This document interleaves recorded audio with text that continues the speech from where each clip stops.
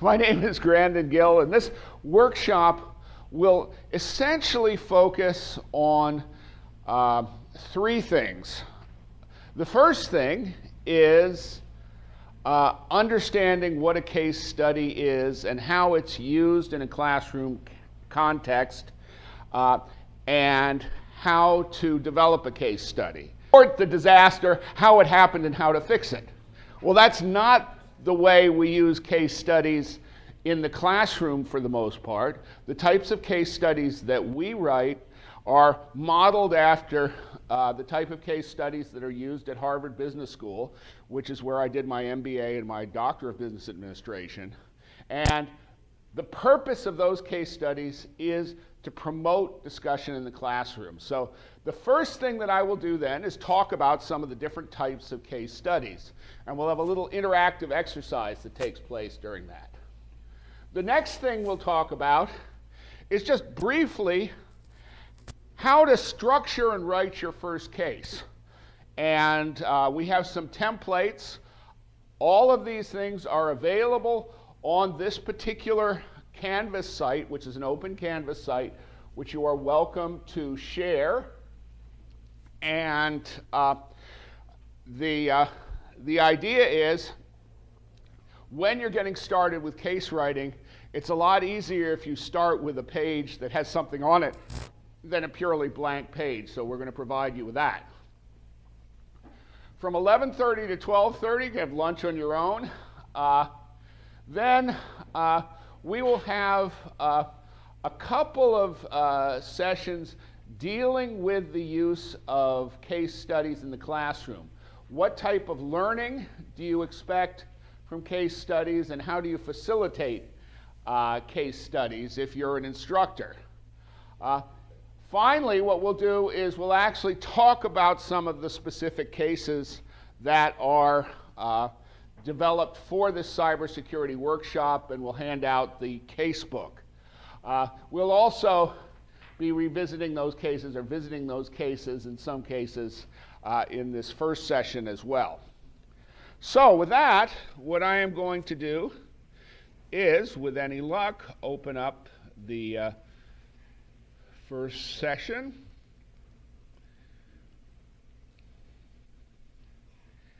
And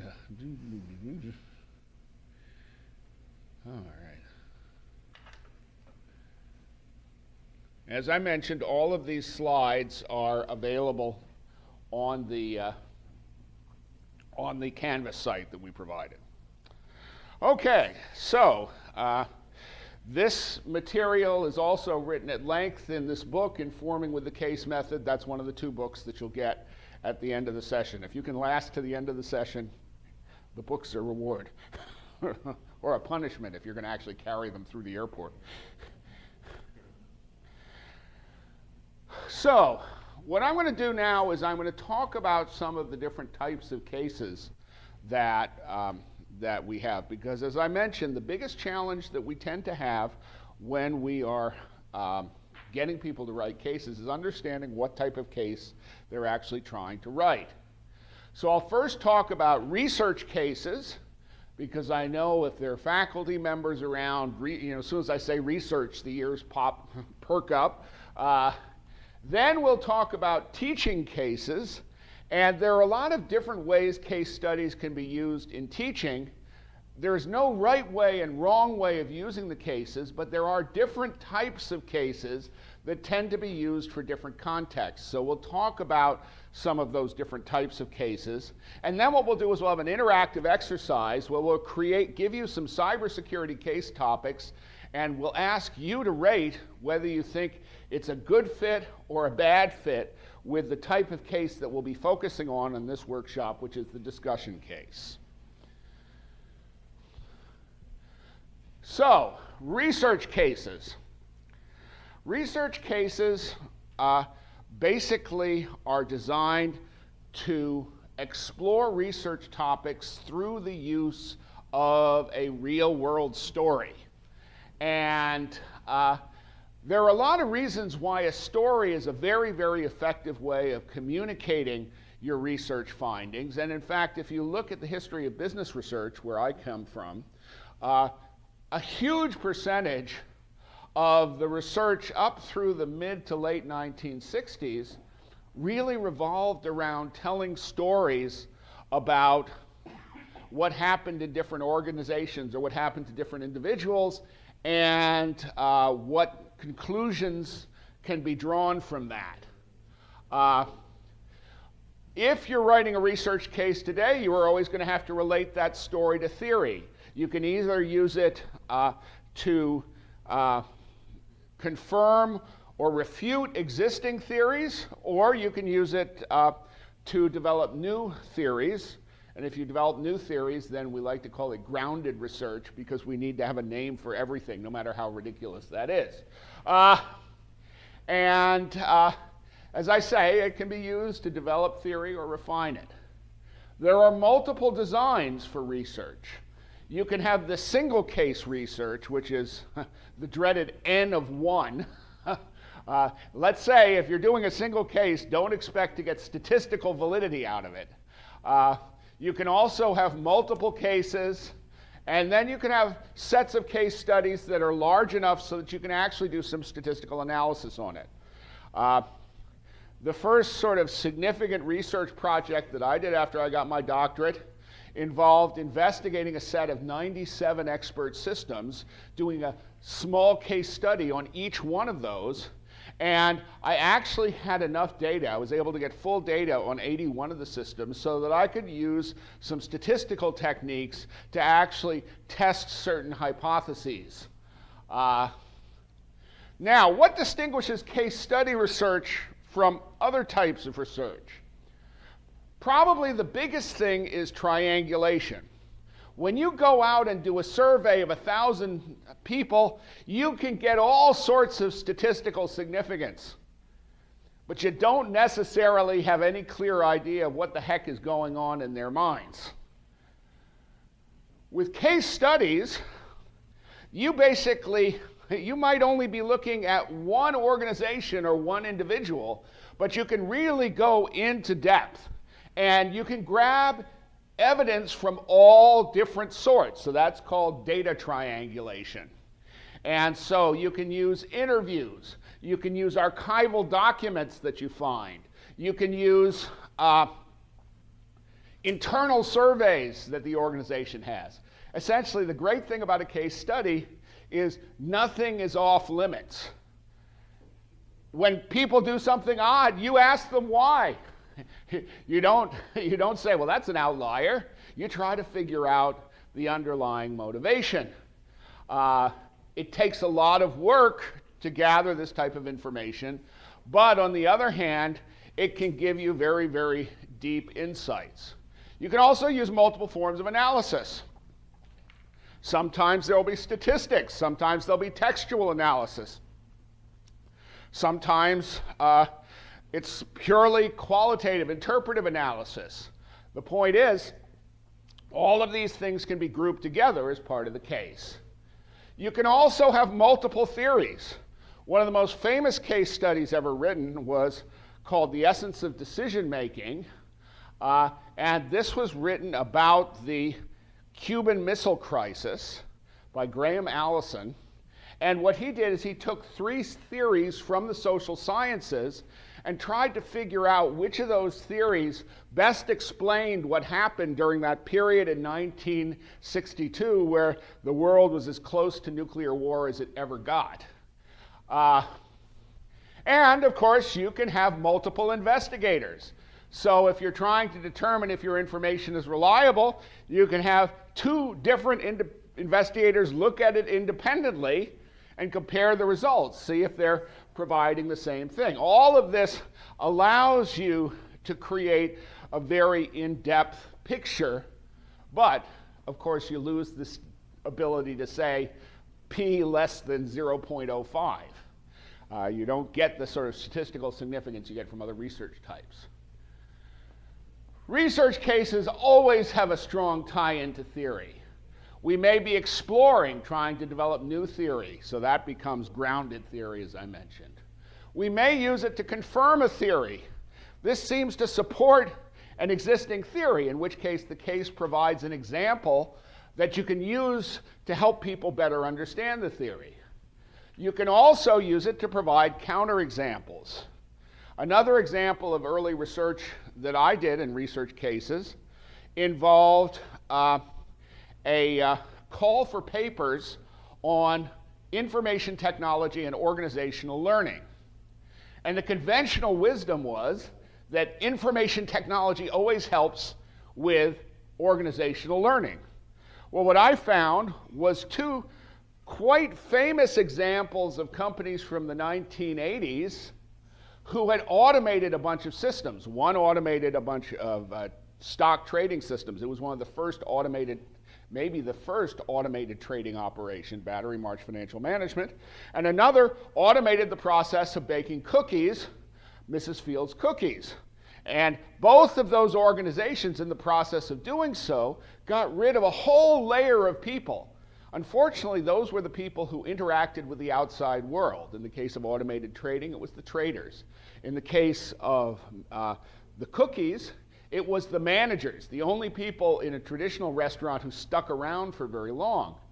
And what I argued was that in both of those cases, it made for firms that were very efficient as long as the world stayed the same, but as soon as the world changed, the firms would lose direction. And in fact, both of these firms managed to be heralded as a future of management in the early 80s, and by 1990, both of them were effectively out of business because the world changed. So I use that to argue, well, no, the existing conventional wisdom that information technology always helps organizational learning is not necessarily true in all cases.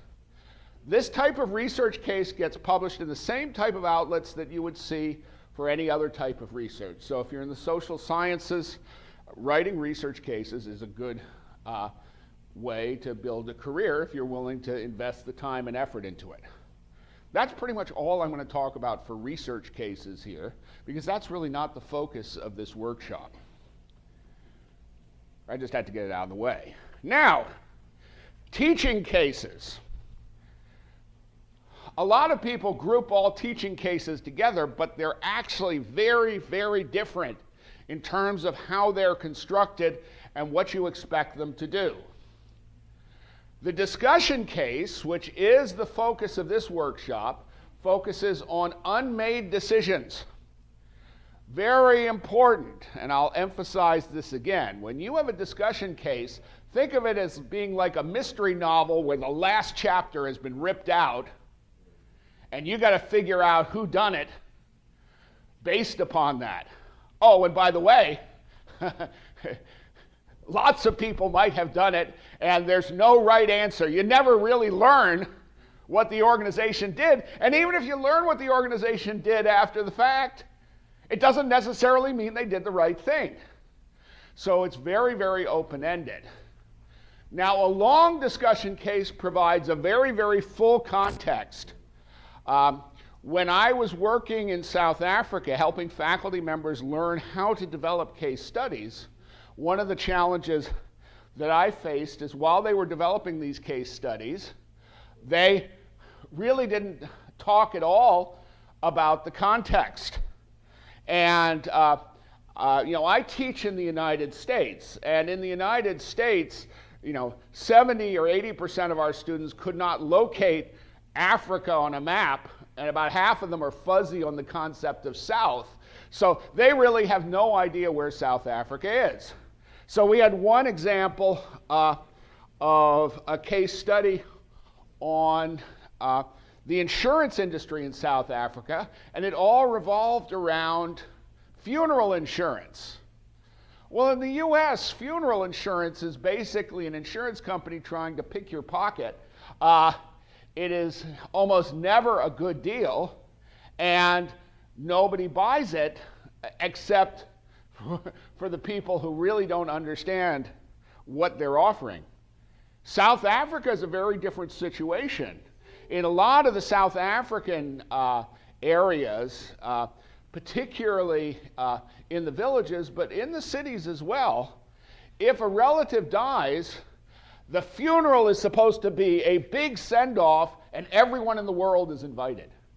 Literally, you can walk into any South African funeral, and it has to be a really big deal. Well, as a consequence, people will often spend 2 or 3 years worth of income on a funeral. And if you're a cousin or an uncle or a nephew, you're expected to chip in to the family so that the individual gets a good send-off. Under those circumstances, funeral insurance becomes a very, very important product. If you don't understand that context, the case seems to make no sense at all. And so in a long case, you provide the full context. In a short case, you can jump into the decision without giving a lot of context.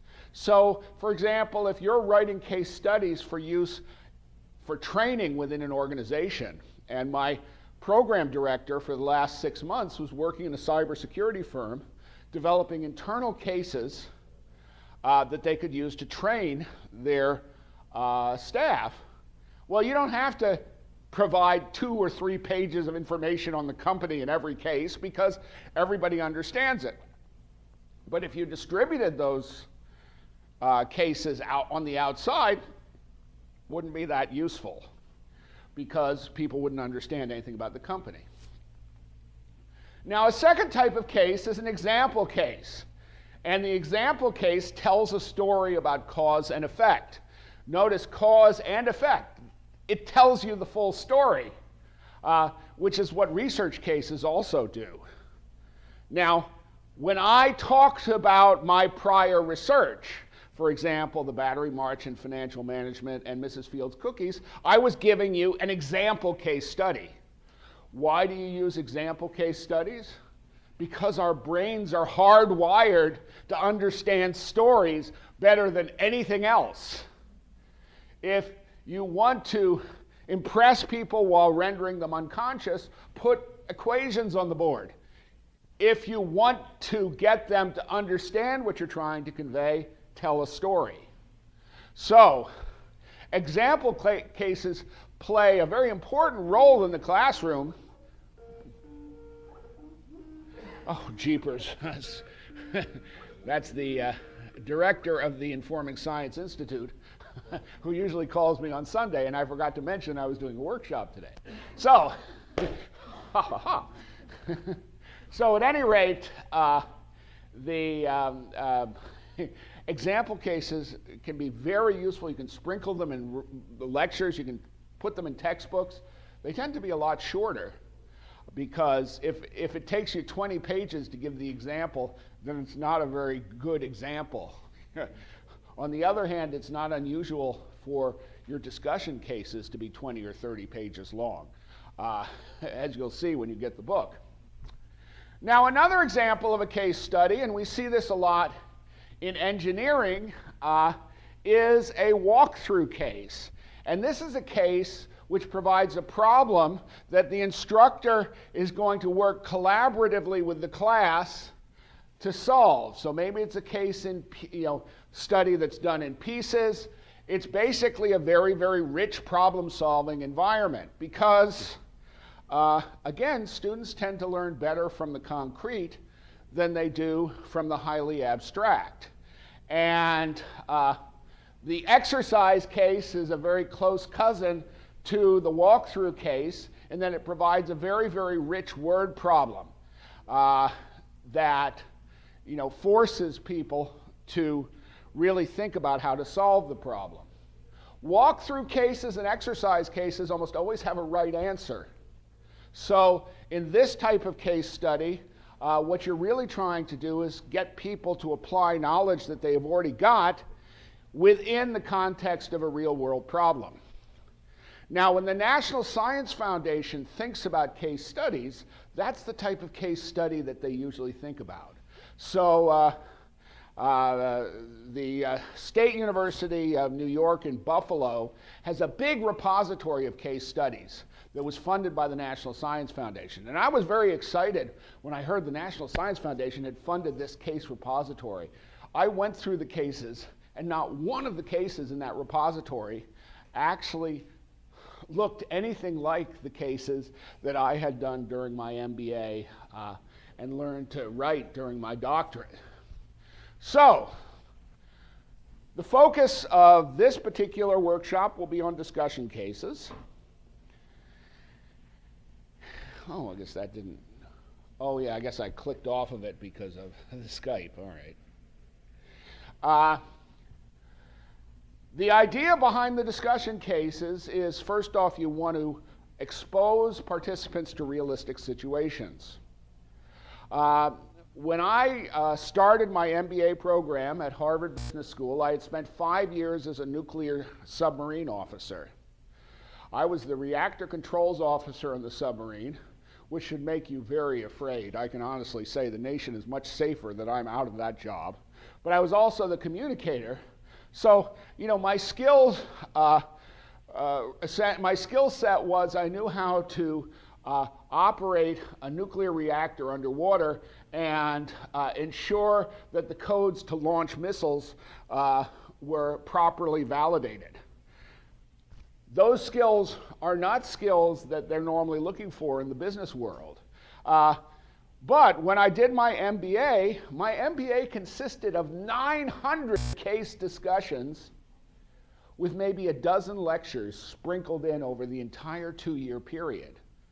But by the end of that period, I had been exposed to a lot of different business situations. I'd been forced to think about, and what always astonished me is people like the number 3 man at Coca-Cola USA were actually paying attention to what I was saying, in spite of the fact that I knew nothing about soft drinks. But what I did know a lot about was jumping into different contexts and trying to figure out what was going on as quickly as possible. Case studies tend to encourage higher order learning, and I'll talk about this a little bit more after lunch when we talk about learning in the case method. But it really gives you the ability to use a lot of different cognitive skills. It also provides a structured forum for sharing participant experiences. And this is, what I mean by this is kind of that I've observed. I have used the same case study in an undergraduate class, a Master of Science in MIS, an Executive MBA, and a Doctor of Business Administration program. There is no other pedagogical device that I could have used in those 4 different contexts effectively. But what was interesting was, in the undergraduate use of the case, a lot of the time was spent just helping the undergraduates understand the context, because for them it was such an unfamiliar situation. So a lot of time was just making sure that they understood the context of the case. In the MBA, they were jumping right to the decision. In the Master of Science in IS, the focus was on the technology.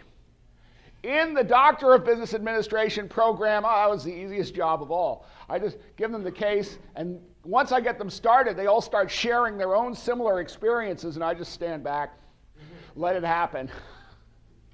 Because there's tremendous value in that, and pedagogically, people learn more effectively when it comes from their peers than when it comes from the instructors.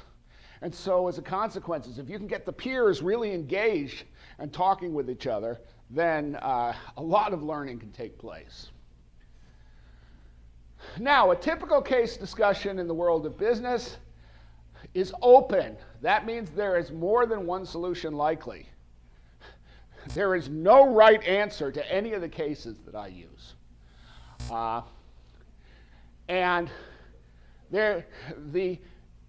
given answer can be viewed very positively if it's supported by evidence from the case, and very negatively if you don't provide any evidence, because the whole process is trying to get you to understand the context.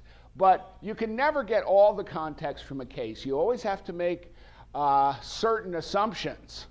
And as soon as you start making assumptions, the recommendation that you would make can change dramatically. And this is a characteristic of complexity, which again, I'll talk a little bit about when I talk about learning of the and the case method.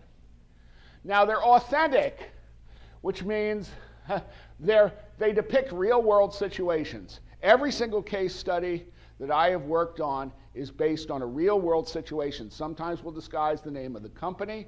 Sometimes we'll disguise the name of the participants. Sometimes we'll jigger the financials a little bit so we don't supply competitively valuable information. But it is all heavily based on the real-world situation. Why is that? Because if it isn't based on the real world, it's fiction. And if I were a really good fiction writer, then I could probably make more money doing that. It's very, very hard to depict these things accurately, and frequently, in the course of doing your case investigations, you will encounter situations where you would never actually imagine that they could happen. I remember one case study I did on a used computer company. I did this with a doctoral student. It was a very interesting case development, but the guy who was running the company just, he seemed a little bit off, but it was sort of interesting. We used that case once, and then the next week, I read in the Boca Raton News that he had been arrested for chasing his employees around the company with a machete. Now, of course, my first reaction is management by machete. There's a bestseller for sure. But my second reaction is, well, maybe we better put this thing aside. The fact is, real-world situations and people often behave in ways that you do not necessarily expect. One of the cases we have in our collection involves there's one scene in the case where the president of a company and all of his employees are shoveling cash into a Bitcoin ATM. I didn't know there were Bitcoin ATMs, but there are, in order to pay a ransom that one of their clients desperately needed paid. The key thing here, also they tend to be detailed. 10 to 15 pages, single-space text, plus you tend to have 5 to 20 pages of exhibits. So I think the book we'll be handing out has 11 cases. I think it's somewhere around 300 pages long. It has a lot of detail, which means that you don't, if you're using them in a classroom context, you don't pile on 10 cases in a week. You really, the students have to spend 2 or 3 hours preparing each case in order to discuss it meaningfully. And part of your job as a facilitator is to make it interesting enough for the students in the discussion so that they're willing to put in that investment. Because today's students, in many cases, are much more used to reading snippets of text on a phone than actually sitting down and reading something like a case study in depth. Key thing is it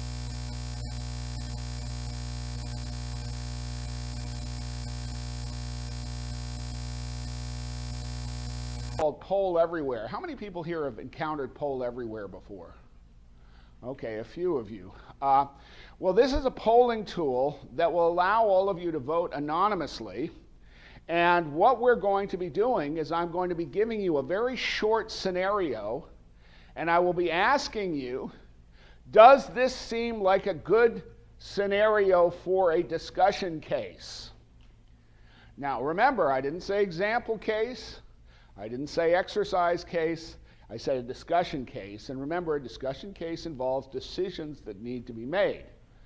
And what will happen is, after I read the scenario aloud, sorry to be reading a slide, then what I'll do is I'll activate the polling tool, I hope, and then it should pop up and it'll give you instructions as to how to do it. The first time may take a few minutes to get the technology down, but after that it should move relatively smoothly. So, scenario 1, contract terms. An organization that provides network security services is negotiating with a potential customer that seeks 100% protection from hackers. The owner is considering whether or not to accept the terms, or if not, what alternative terms to propose. So what I'll do is I'll give you the instructions for connecting. Hopefully, so this is So now we've got a problem. Hold on a second. It's a problem I can solve. I just have to, what I'm going to need to do is I'm going to need to change. This thing is only projecting to the wrong screen. So what I'm going to do is change the display settings so that we have extended display, duplicated displays.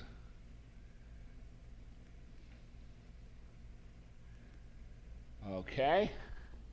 And all right, so now what we have here is if you've got a device that's connected to Wi-Fi, you can go to polev.com Grandon, or if you've got a cell phone and it doesn't charge you for messages, you can go to text Grandon to 37607, and then you choose A, B, C, or D. A means you think it's very unsuitable as a case study. D means it's very suitable. And you can change your vote. So if just one person can get a vote so I know the system's actually working, then I'll go back to the original question. Just if somebody can get on and just choose A, B, C, or D.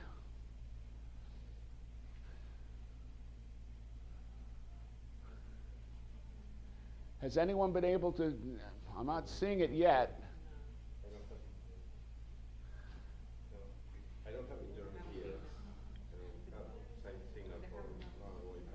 Oh, for Wi-Fi. Okay. Well, actually, well,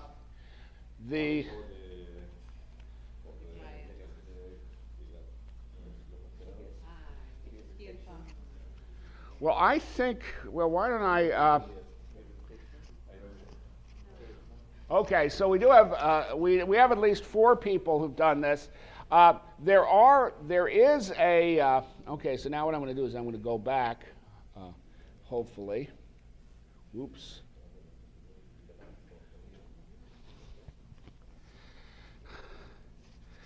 There is a password for if you're staying in the hotel. If you connect to the AT&T Wi-Fi, there is a password that I can give you that will get you internet access. But for now, let's just see how many people we've managed to get in. So this again is, and A is very unsuitable all the way to D, very suitable. Let's see where we are now. Okay, it looks like we've got 6 votes.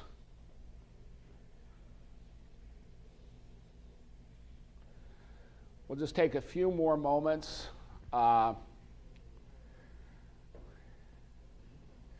If anyone else wants to vote, if I had something here I could provide instructions for logging in. All right, let's see where we are now. All right, 29%, I guess that's probably 7 votes. All right. Well, we'll move right ahead because we don't want this thing to take for too long. So someone who chose very suitable seems to be the majority. Why do you think this is a very suitable case? Someone who just chose very suitable. Will someone make an argument for it? Of course, we have a couple of ringers in here who have actually seen this before. What did I say was the key for a discussion case? What defines a discussion case? There's a decision that needs to be made. Is there a decision that needs to be made here? Yeah, it actually says. Do we accept the terms or not? Now, the way that's written, if you think that's the only decision, that's a non-starter. If you know anything about cybersecurity, you know it's ridiculous to guarantee 100% protection. That's impossible. But alternative terms to propose, that in fact is something that you have to make a decision. Okay, what can we get the client to agree to that fits their needs and our needs? And so that is in fact the decision that needs to be made there. And in fact, this is the first cybersecurity case that we wrote. It was basically on that topic. Okay. So we got 9 of you voting now. Okay, second scenario. Malware detection algorithm. A scientist has developed an algorithm that has proven effective in identifying the presence of malware in network traffic. He wants to write a case that describes how the algorithm works and provides descriptive examples of its effectiveness. So we'll move on here. Same instructions. As soon as I see anybody logging in, okay, I'll move back.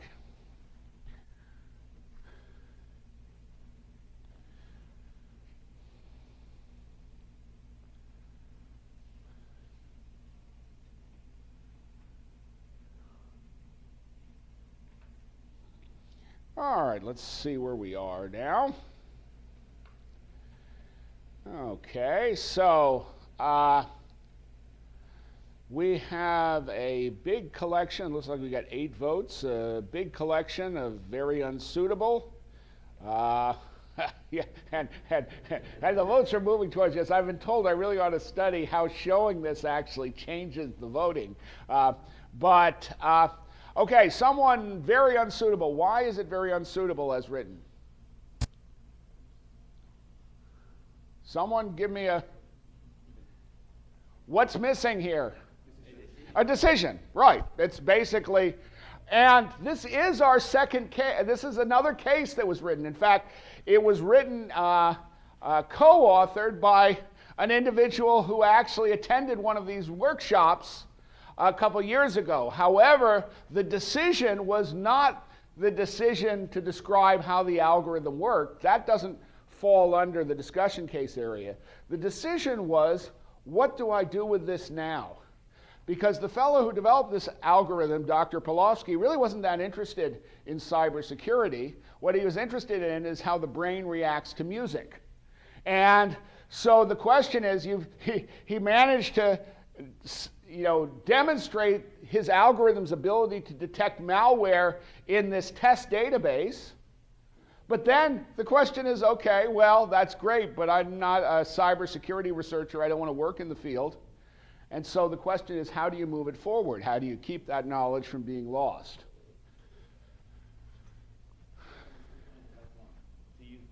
Pardon? Which one is the correct one? Well, in this, the way it's written here, it's unsuitable because you'd be writing the wrong story. You'd be writing a complete story about how the algorithm works. There really isn't anything to discuss there. The whole idea of a discussion case is you want it to be built around something that you can discuss, something that you can debate. This would be a walkthrough case because it would take you through the process. All right, authentication requirements. Customers of an organization that provides e-commerce hosting have requested that it implement some form of multi-factor authentication. For example, identity protection going beyond a simple password. It needs to determine the best approach to dealing with the request.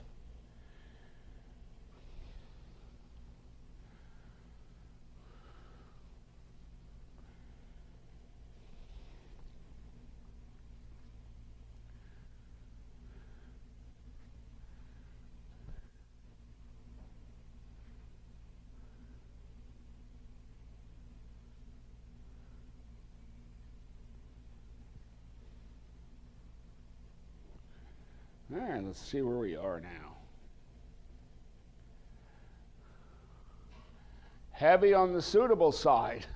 Oh, we got some ringers in here is all I can say. Usually these things are all over the map. But I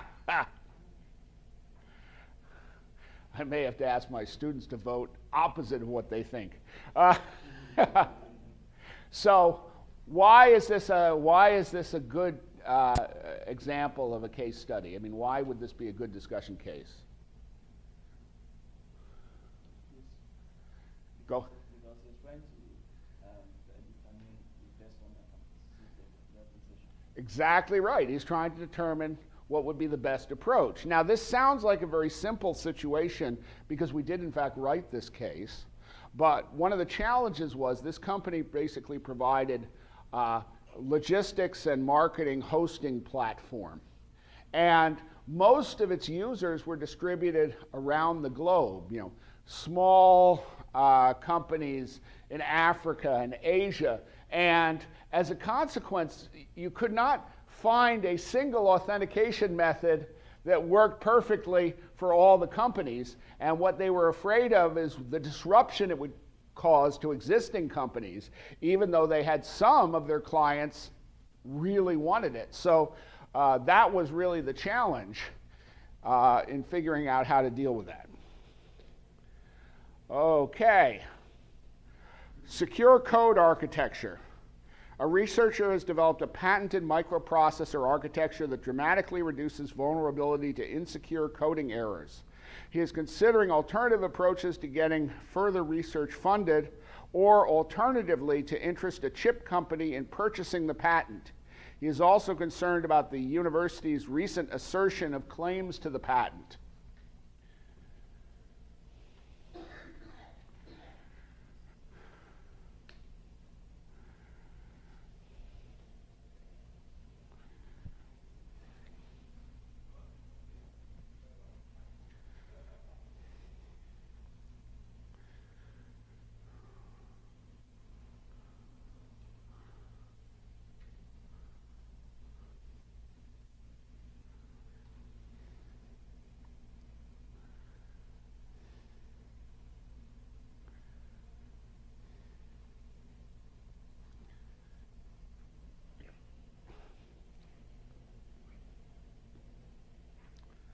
Okay, now we're getting a little bit more of a spread. It looks like we got 11 people responding now. Make that 12.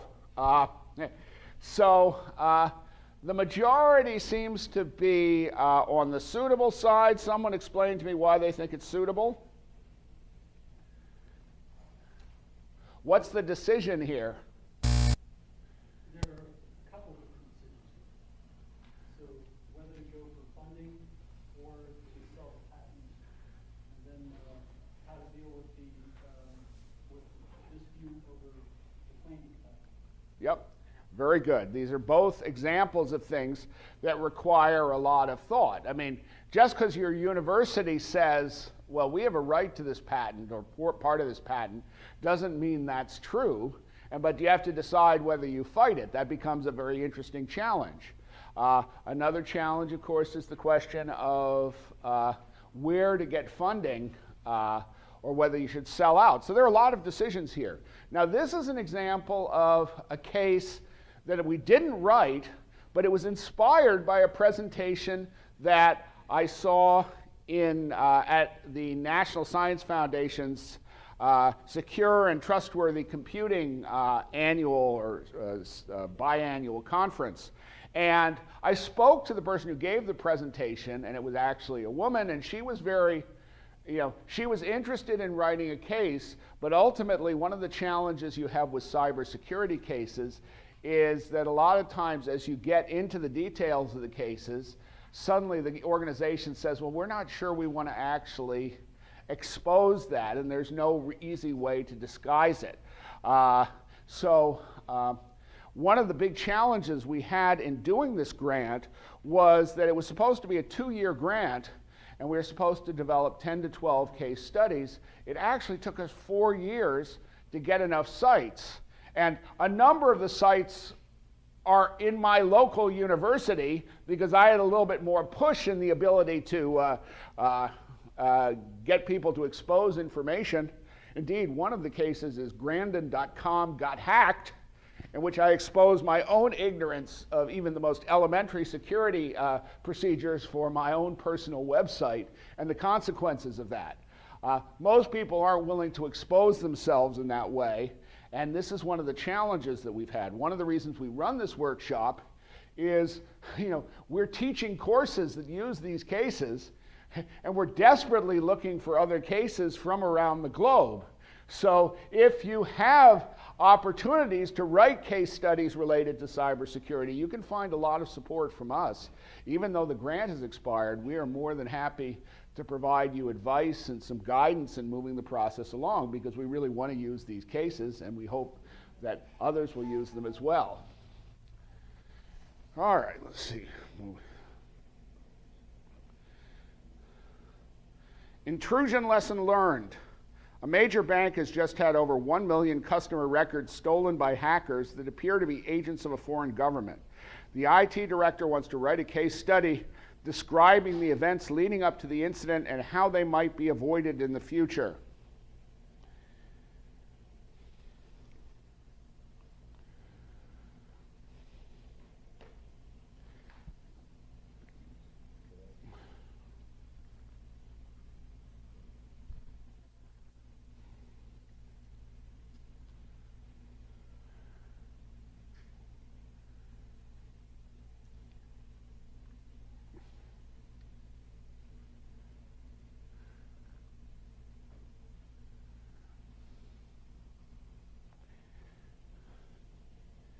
Okay, let's see where we're going.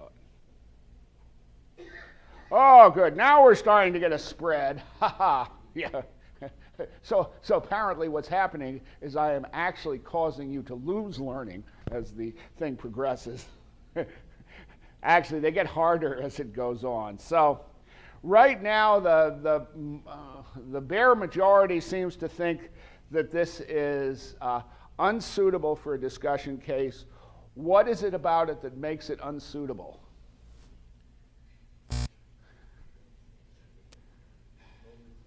No decision. Absolutely. Now, just because something has no decision as it's written in the scenario doesn't mean that you couldn't turn it into a discussion case. But how might you turn this scenario into a discussion case?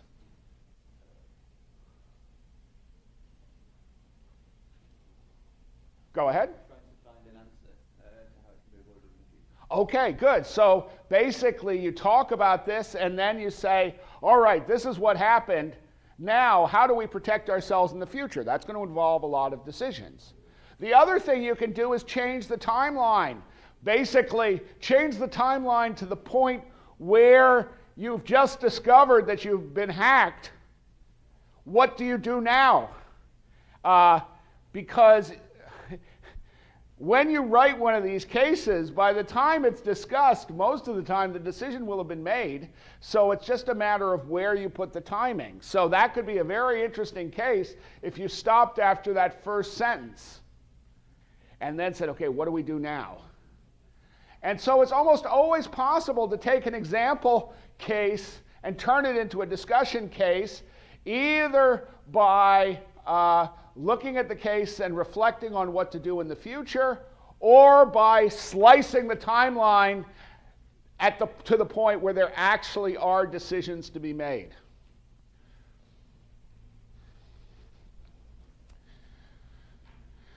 And remember, just because an organization made a decision doesn't necessarily mean that it was a good decision.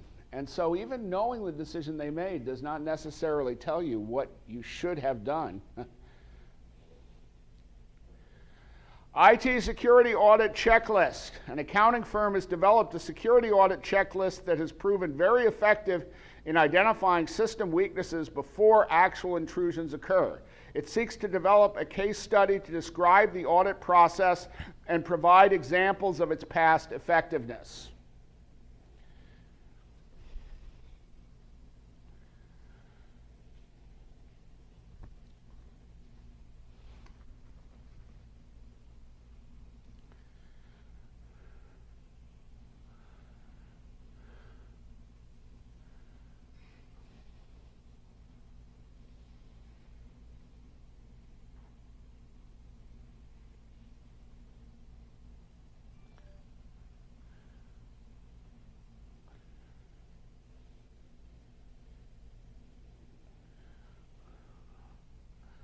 Oh, good. We're spreading it out again.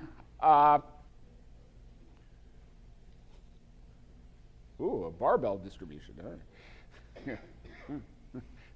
And as we watch, people are slowly migrating. So, what's missing here? A decision. How could we turn this into a decision? Well, this one's a little trickier. I mean, one thing you could do is you could make the case about how to develop a checklist and provide, scenarios. What I would probably do is I would probably write the case, show the checklist, and then introduce a scenario where they try to apply the checklist somewhere else. Because dollars to donuts, if you, actually dollars to donuts, I'd take the donuts today, but that's a different story. But, yeah, you can see I have taken I've taken the donuts too many times. But, and I totally distracted myself. But the thing is, if you develop a checklist in one context, what are you going to discover when you try to apply it in a different context? Is it going to work smoothly? It's almost always going to require all sorts of adaptations, because when you develop the original checklist, you had a particular context in mind. And so you could talk about the question of, well, how do we apply this context here? Or, do we abandon the checklist? So that would be the type of decision that might come out of something like that.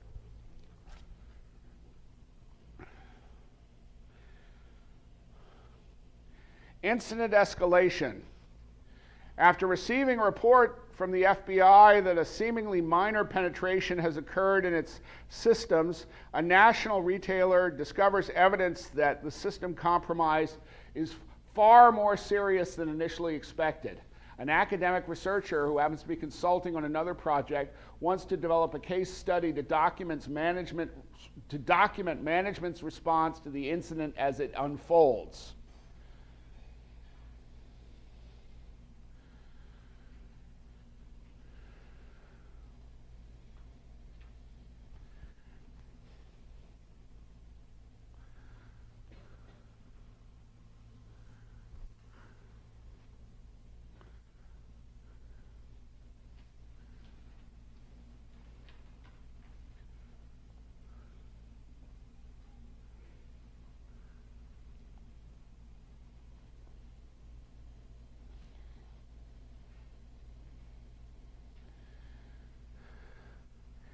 Yeah, this one's getting a pretty good spread.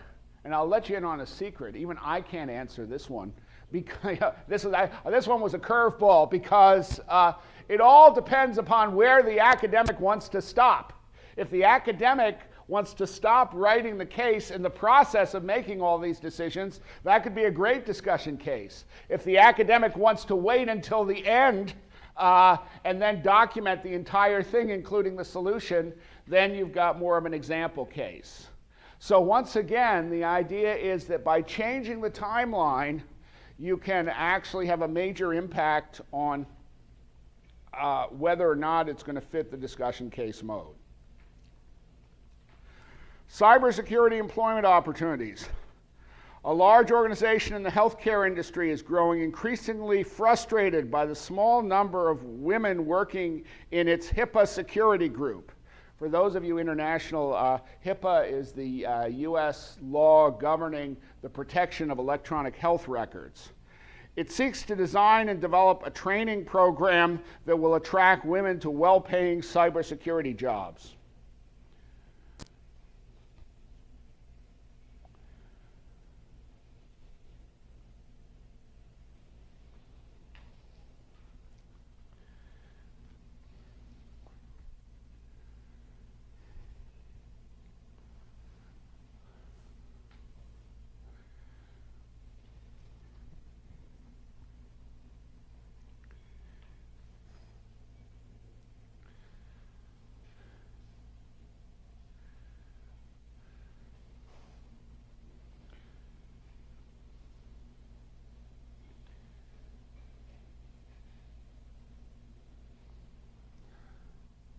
Okay, we're getting a bit of a spread here, and suitables seem to be gaining steam in this horse race. What is it that makes this suitable? Is there a decision to be made? What is the decision?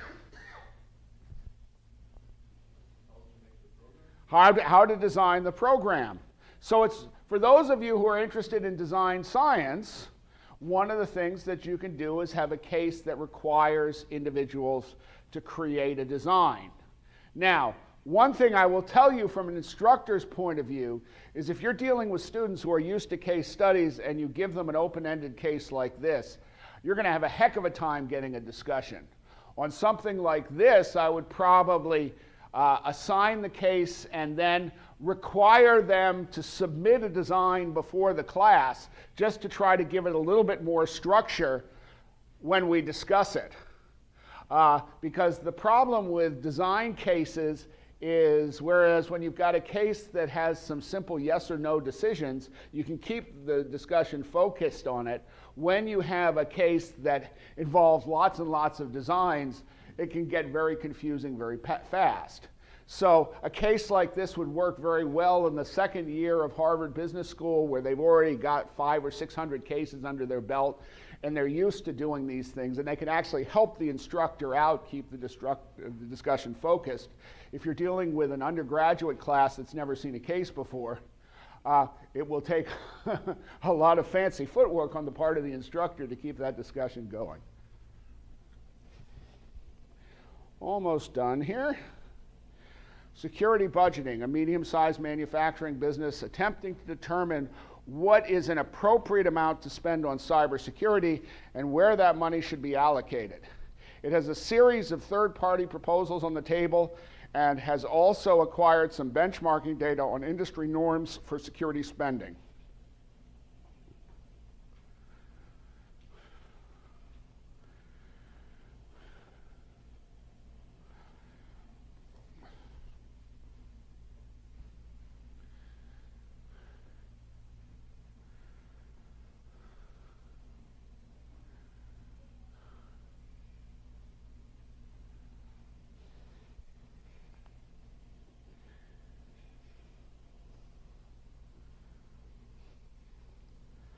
Oh yeah, there's not much debate on this one.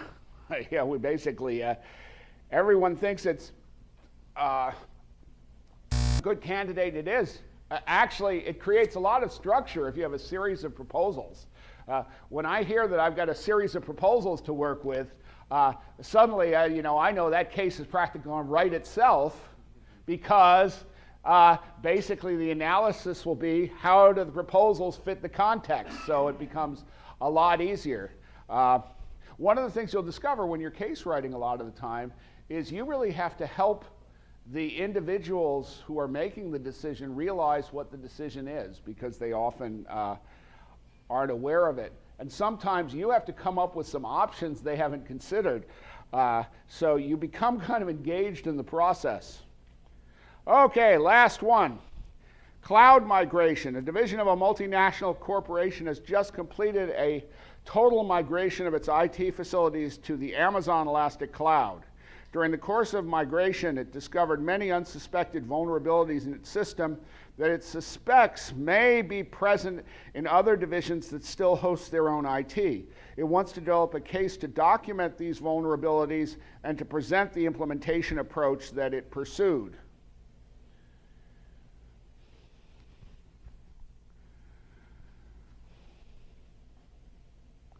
Ooh, ooh, we're getting a good spread there.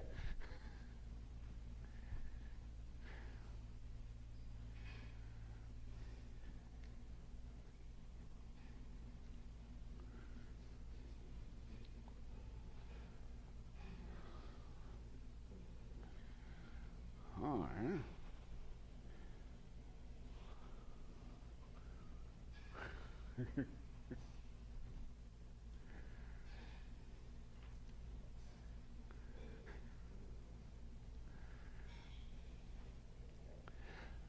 So we got a slight edge here for the unsuitable. What is missing here? Well, as written, we haven't really specified a decision. Now, this is another one that's kind of in the gray area. And I include examples like this because I want you to realize that when you walk into an organization to write a case study, frequently you will discover things where you're not sure if they're actually making a decision or not. But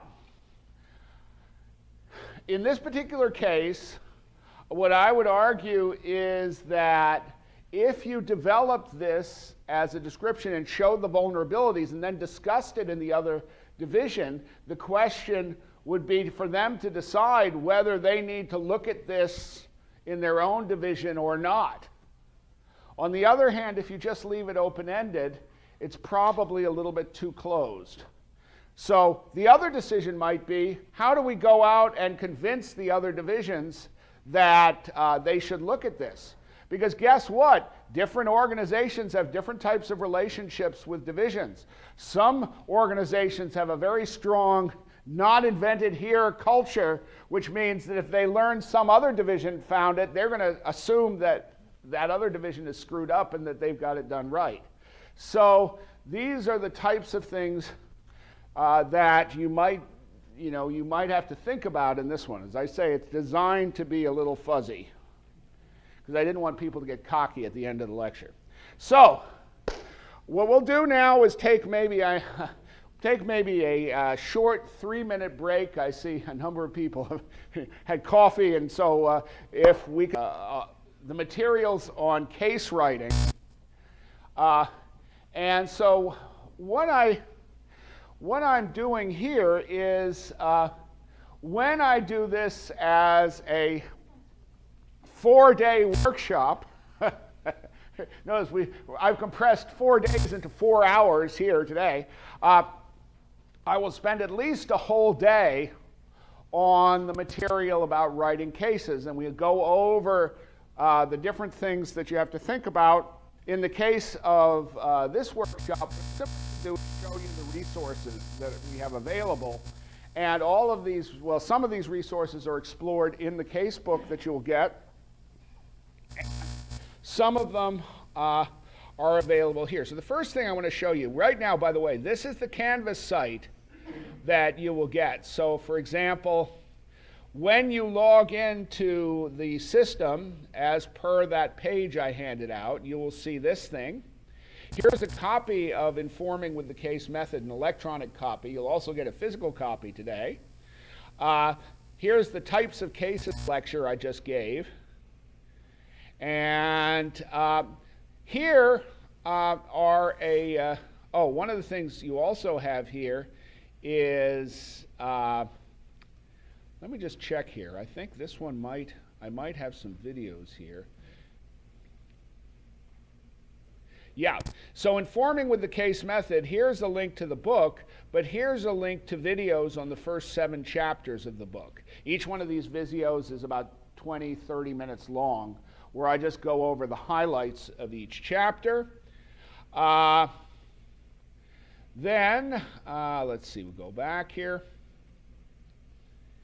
Here, I have what I call the case writing checklist. This is actually a this is actually a checklist that's at the end of the case book, which just goes through some of the things that you want to think about when you're writing cases. And so it basically, it goes on incessantly long. But here are some videos where I actually walk you through the different elements of the case writing checklist. And these videos, I think, are a little longer. They're like 45 minutes each. But basically, if we were doing this workshop as a 4-day workshop, I'd actually be talking them, and then the videos would just be reminders. But I can't really compress a day's worth of stuff into 20 minutes, though I can talk very fast if I have to. And then finally, what I want to talk about a little bit more here is the case cheat sheet. Because one of the things that we have started doing is having a lot of our courses, we've now got students writing cases. It turns out that the process of writing case studies is a wonderful way of developing insights into a particular business. It's basically research, but it's research that we found that we can get undergraduate teams, graduate teams, and doctoral students to do. And in the process, they learn quite a bit, either about their own organization or about organizations they're working with. And both Chuck and John have been victims of that process. You know, we get a lot of interesting cases out of it. So what we do is we have got some templates specifically for case writing, and the links to those templates are available on this Canvas site. But when we structure a case, it always has essentially the same structure. It's not the only structure that you can use for case writing, but it's a great structure for getting started. And in the first page of the case, we'll always ask, who is the decision maker? One of the things that you want to do when you're writing a case is you want to have a specific decision maker. Organizations don't make decisions. People make decisions, and it's done in the name of the organization. It is much, much easier to write a case study if you've got a central focus. We call them the protagonist, from whom the decision is, you know, from whom perspective the decision is presented. The next thing, what is the basic context? Just a couple of sentences. You know, what type of company, industry is the decision being made in? If it's an international case, you want to mention something about the country. Now remember, all this has to fit on one page. We won't publish a case if you can't get all of this information on one page. So you're just going to have a small paragraph, just enough of an introduction. What is the decision? And that usually will finish off the page. If there are alternatives being considered, you might list those things there. We don't have an abstract for these cases, but if you look at that first page, you can pretty much tell whether the case is suitable for your needs. Because one of the challenges you have if you're a faculty member is if it's going to take your students 2 hours to analyze the case, if you're going to facilitate the discussion, you may want to spend 3 or 4 hours on the case so you're ahead of your students. Because when they spew out a fact that's nonsense, you want to be able to call them on it as opposed to nodding and accepting because you don't remember it's in the case. And I can tell you, I've written a bunch of cases where students start hitting me with facts that I don't remember writing, so I have to review each case before I run the discussion just to remind myself what I put in there and what I didn't. Because it's particularly hard if you've written a case because you often have a lot of information that didn't make it into the case and you can't remember what you put in and what you didn't unless you look it over. So, after the page one, you have the body of the case, and normally what we do is we have some sections that deal with the context. The country, if it's an information technology case, which most cybersecurity cases have some element of, you need to talk about the technologies. It's got to be an explanation that is suitable for the intended audience of your case. One of the most challenging cases I had to write was this case on the use of dynamic logic to detect malware, because dynamic logic is not a trivial matter to explain, even though the decision itself was really more of a qualitative decision, which is how do we move this project forward. But the context sections are basically provide the reader with a sense of constraints on the decision. One of the things that my colleague Matt Malarkey found is that you can actually break the case up if you have a team writing it, and you can assign one group to write the context section, one group to write the first and last page of the case, and then other groups to do different sections, and then they can integrate them together. And normally my expectation would be that would lead to a case that, you know, just looked like it was written by entirely different people. But surprisingly, it actually, if you push them to do some integration between the sections, it actually works pretty well, because a lot of times the context is something that can be said independently of the decision itself. So you have a background then on the organization. Most decisions take place within the organization. Sometimes it'll be an individual. I had a very interesting case in Vietnam about an individual who had just been offered a promotion, and he was trying to decide whether or not he should accept it, because he was afraid that he might not succeed that well in the new position, and he was worried about his family. And to help make this case understandable to U.S. audiences, because when I looked at it, I said, of course you accept the promotion. You know, this is the U.S. So what if it's the Peter principle. I want to get promoted until I can't do the job. Then they're paying me well for a job I can't do, and that's a good deal. But his attitude was very different, so he ended up writing a page and a half on Confucianist philosophy to help better understand where he was coming from. Then after the organization, then you focus on the decision. Again, typically 2 to 4 pages. And then finally, you have a wrap-up where you just review the decision and maybe lay out some possible alternatives. If you're dealing with very experienced students who are very used to cases, then you don't have to do a wrap-up. They'll be able to extract that information from the case. But if you're dealing with groups like undergraduates or master's students who've never had a case, you really have to give them some guidance as to what they should be focusing their analysis on. Because if you don't, then they really won't know what to do with it.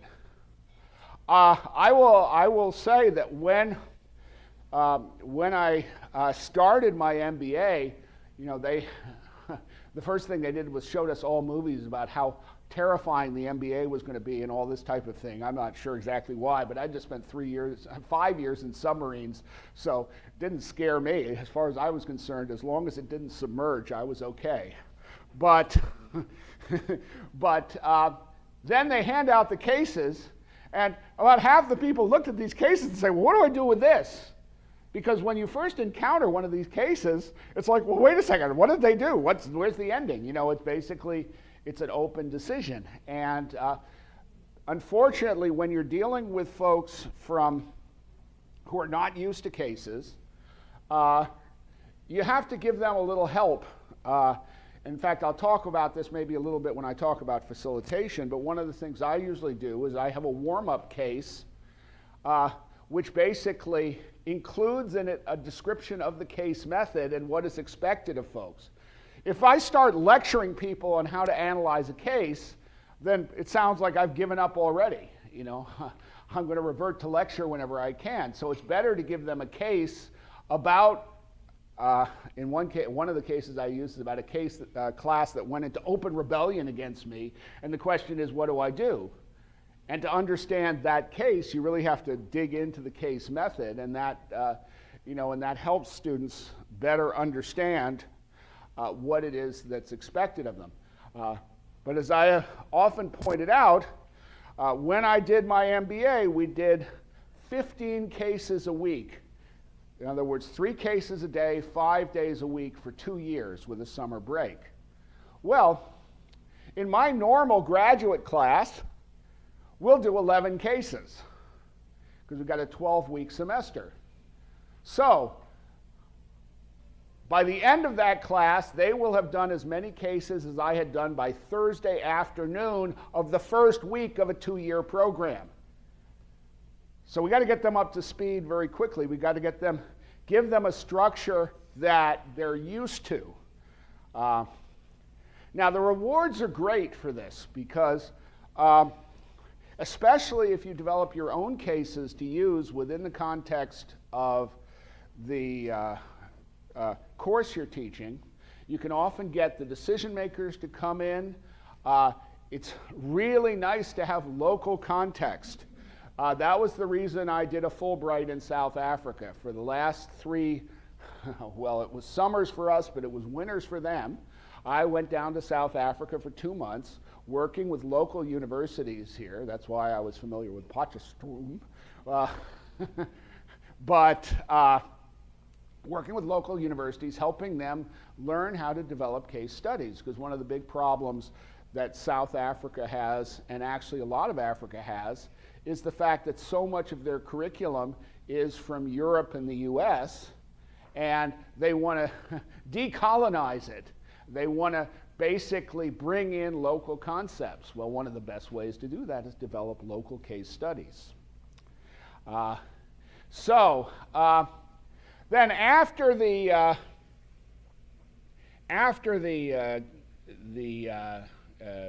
body of the case, we'll have exhibits, and the exhibits basically bring in materials normally from the organization itself. Sometimes it'll be graphics that'll be created by the case writer. Sometimes it'll be things like an organizational manual. And it's basically supporting material that you don't want to have in the text itself because it makes it harder to read, but which people are expected to look at in detail before they analyze the case. So I guess what I will do here is there's some basic tips about case writing. The key thing I would highlight here is avoid academic writing style. Remember, you are creating this case because you want students to become engaged in the discussion. Do not sap their will to live by writing it the way you would write a research paper. Please, have mercy on them. All right, so let's see here. What I'll do is just give you a quick example of this. I'll just choose one of these cases. Okay, here's a cybersecurity case on ransomware. So, remember, the first thing I said, introduce the protagonist. So now in that very first line, we know who the decision maker is. Then the decision is introduced. Basically, what do we do with this decision? Here are some of the decision questions. In this particular case, the options appear more within the case. Then we talk a little bit about the organization. We talk a little bit about hacking in general. That's some context information. Here we move into the decision, giving some background on what was happening there. Here we move to the wrap-up where they talk about the question of just how far should they go to support the client, because some of what they were talking about doing was basically paying a ransom for ransomware. Is everyone here familiar with ransomware? Basically what happens is you accidentally bring some malware into your system. That malware immediately goes and encrypts everything on all your drives and backups.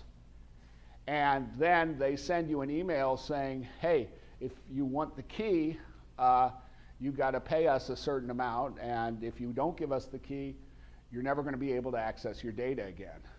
And so that's what this client company was trying to do. So, and then if you take a look, we have the exhibits at the end. This is an exhibit from the company's webpage, ReliaQuest. Here is some information on red teaming. What does it mean to be part of the red team? This is the information on the Tor browser, which is used to hide where you're coming from. Here's some background on what a VPN is, because we can't count on everyone necessarily doing that. Here's an actual email which has been disguised, redacted, so that we can't see it. Here is some examples of syntax encryption, which they talk about. Here is a price index of Bitcoin, because the company wanted to be paid in Bitcoins. So we have to explain what Bitcoins are. There's the Bitcoin ATM. Who knew that there's an actual ATM for Bitcoins? And here is the very heavily redacted statement of work. I'm not exactly sure why they included this as an exhibit. I think what happened is, in the original draft of the case, more of it was available, but then the company, before giving final approval, redacted it, so we end up with that. All right, so that's an example. That's actually one of the cases that's in the book that we'll be handing out.